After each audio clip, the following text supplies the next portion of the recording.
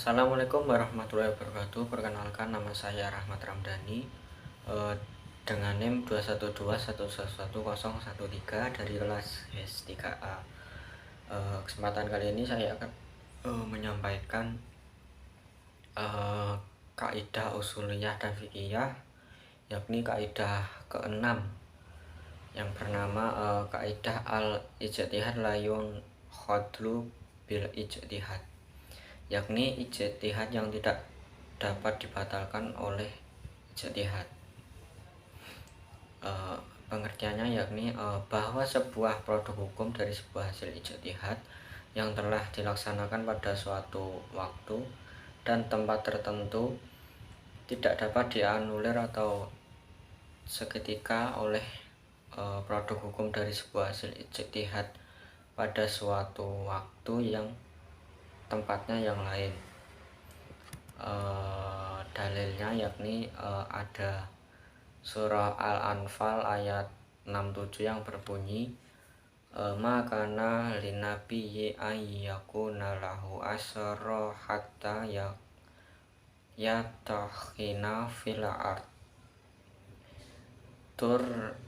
turiduna aradud dunya wallahu yuridul akhirata wallahu ghazizun hakim, yang artinya tidak patut bagi seorang nabi mempunyai tawanan sebelum ia dapat melumpuhkan musuhnya di muka bumi. Kamu menghendaki harta benda duniawi, sedangkan Allah Maha menghendaki akhirat untukmu, dan Allah memperkasa lagi Maha bijaksana. Contoh kaidah ini yakni contohnya seorang ulama berijtihad memutuskan suatu perkara. Nah, kemudian hasil ijtihad ini keputusannya berubah, maka hasil kedua ini tidak dapat dijadikan sebagai keputusan yang dapat membatalkan hasil ijtihad yang pertama.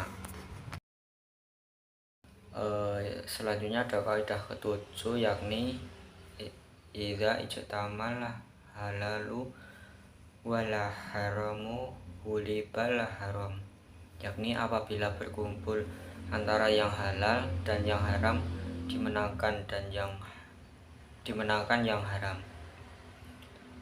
Pengertiannya yakni ketika ada suatu barang atau lainnya mengandung unsur halal, akan tetapi pada suatu bersamaan tercampur dengan barang yang haram, maka perkara tersebut dimenangkan yang haram walaupun kadarnya yang halal ini lebih sedikit.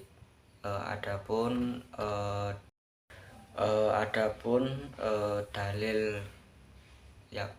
dalil dari kaidah ketujuh yakni Rasulullah SAW bersabda majtama ala halalu wala haramu illa wala bal haramu la halal, tidaklah perkara halal dan haram berkumpul kecuali yang haram akan mengalahkan yang halal. Contohnya kita minum air tawar ya. Nah, kita tidak mengetahui bahwa air tawar itu terkena cicak atau kotoran cicak ya, maka air tersebut yakni haram untuk diminum karena terdapat kotoran cicak. Selanjutnya ada kaidah yang ke-8 yakni kaidah al-itsaru bil khurbi makruhum wa fi ghuriha mahbub, yakni mengutamakan orang lain dalam urusan ibadah adalah makruh dan dalam urusan selain ibadah adalah disenangi. Dalilnya yakni ada surah Al-Hasyr ayat 9 yang berbunyi wa yusiruna ala anfusihim kana bihim khasasah, yang artinya mereka itu sahabat Ansor mengutamakan sahabat Muhajirin dan mengalahkan dirinya sendiri walaupun sebenarnya mereka memerlukan.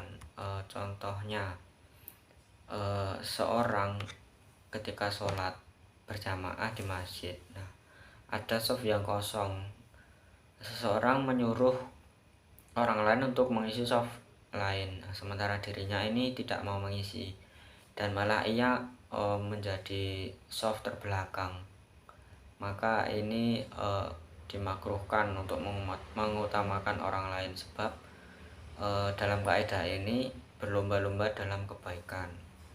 Yang baik itu adalah yang afdolnya yakni mengisi shaf tersebut pada diri kita sendiri. Selanjutnya ada kaidah ke-8 at-tabi'u tabi, yakni sesuatu yang mengikuti kepada orang lain maka hukumnya adalah hukum yang diikuti atau matbu.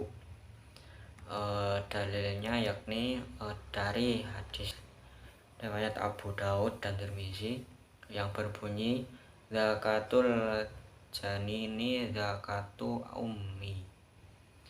Artinya sembelihan janin itu mengikuti sembelihan induknya. Contohnya, pemerintah atau pekerja yang ingin membangun jalan tol ini menggusur lahan warga guna untuk kepentingan bersama atau maslahat bersama, maka pemerintah ini wajib mengganti rugi atau memberikan rumah baru pada masyarakat yang rumahnya tergusur oleh jalan tol. Selanjutnya yakni ada kaidah ke-10, kaidah tasarruf al-imami ala ra'iyati namutun bil maslahah.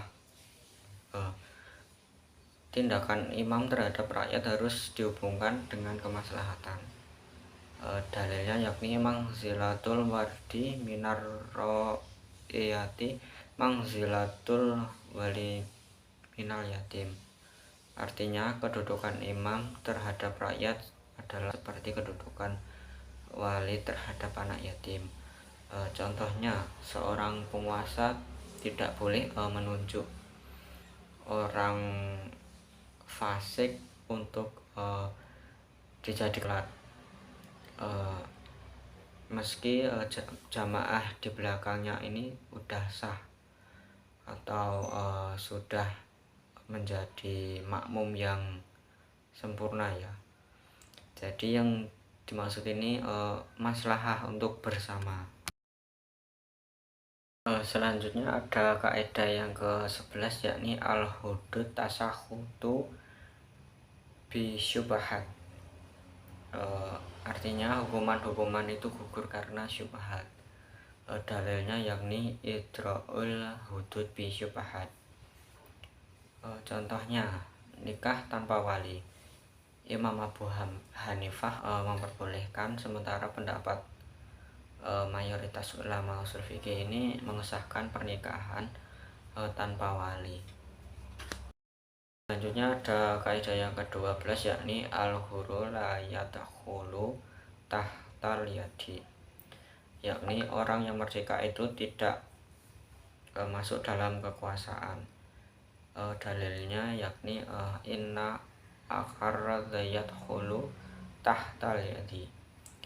Sesungguhnya orang yang merdeka adalah masuk dalam kekuasaan. Contohnya, orang laki-laki yang berzina dengan perempuan yang merdeka tidak dapat dituntut membayar mas kawin.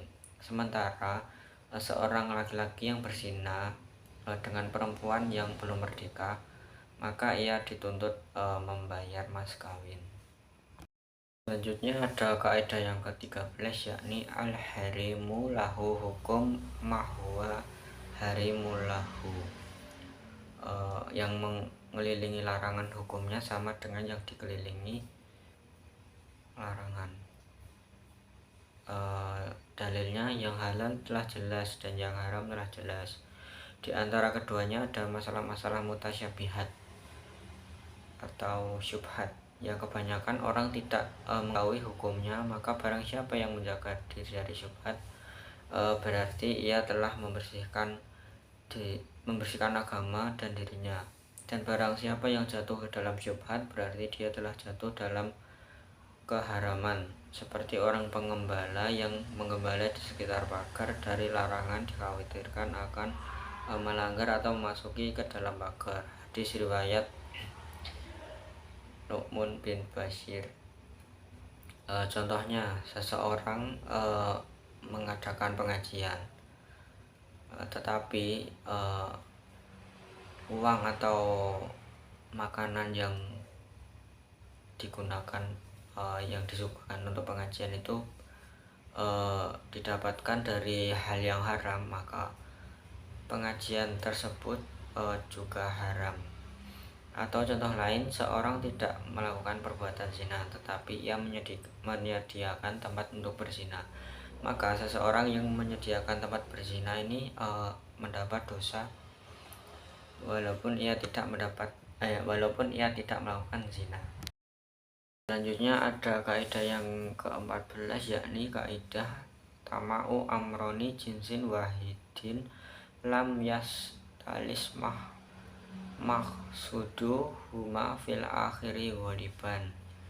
Apabila berkumpul dua perkara satu jenis dan tidak berbeda maksud dari keduanya, maka menurut biasanya yang satu masuk kepada yang lain.